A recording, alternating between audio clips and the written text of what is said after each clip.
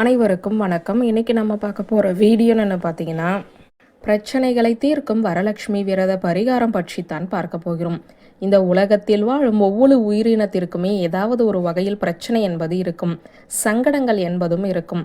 இந்த சங்கடங்களை தீர்ப்பதற்கும் பிரச்சனைகளை சரி செய்வதற்கும் பல வழிமுறைகளை பின்பற்றி இருந்தாலும் பரிகாரங்கள் வழிபாடுகள் எனும் முறையிலும் பலருமே முயற்சி செய்வார்கள்.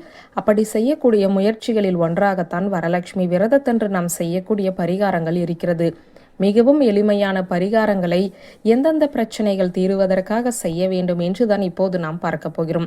வரலட்சுமி விரதம் என்பது அனைவரது வீட்டிலும் செய்யக்கூடிய ஒரு வழிபாடாக இருக்கிறது. அதிலும் வீட்டில் இருக்கக்கூடிய பெண்கள் இந்த வழிபாட்டை செய்வதன் மூலம் அவர்களுடைய வீட்டில் மகாலட்சுமி தாயாரின் அருள் பரிபூரணமாக ஏற்படுவதோடு குடும்ப வளம் சிறப்பாக இருக்கும் என்றும் கூறப்படுகிறது.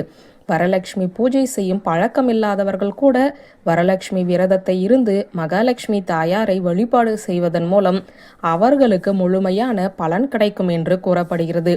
இந்த வரலட்சுமி விரதம் மேற்கொள்ளக்கூடிய நாளில் நாம் செய்யக்கூடிய சில எளிமையான பரிகாரங்கள் நம்முடைய வாழ்க்கையில் இருக்கக்கூடிய பல பிரச்சனைகளை தீர்க்கும் என்றும் அந்த பிரச்சனைகள் தீருவதற்குரிய பரிகாரத்தை பற்றி தான் இப்போது பார்க்க போகிறோம்.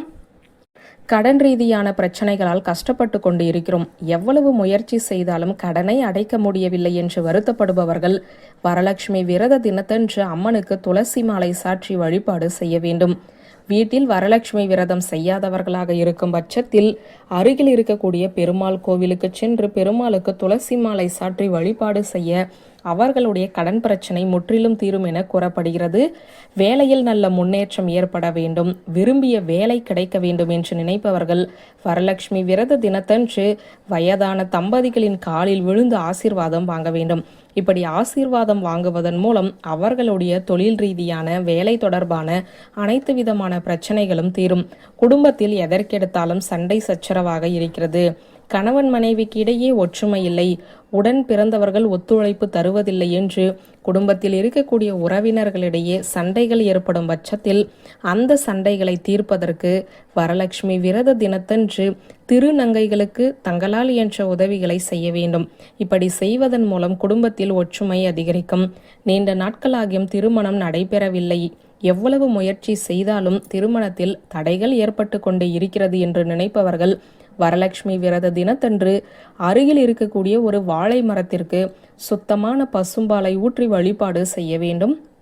இப்படி செய்வதன் மூலம் அவர்களுடைய திருமண தடை முற்றிலும் விலகும். இந்த பரிகாரத்தை சம்பந்தப்பட்ட நபர் செய்யலாம் அல்லது அவர்களை பெற்ற தாய் செய்யலாம். அனைத்து விதமான காரியங்களிலும் வெற்றிகள் அடைந்து சிறப்பான வாழ்க்கையை வாழ வேண்டும் என நினைப்பவர்கள் வரலட்சுமி விரத தினத்தன்று 11 ஏழை எளியவர்களுக்கு, அதாவது 11 ஏழை சுமங்கலிகளுக்கு வயிறார சாப்பாடு வாங்கி தர வேண்டும். இப்படி செய்வதன் மூலம் எடுத்த காரியங்கள் அனைத்திலும் வெற்றி கிடைக்கும்.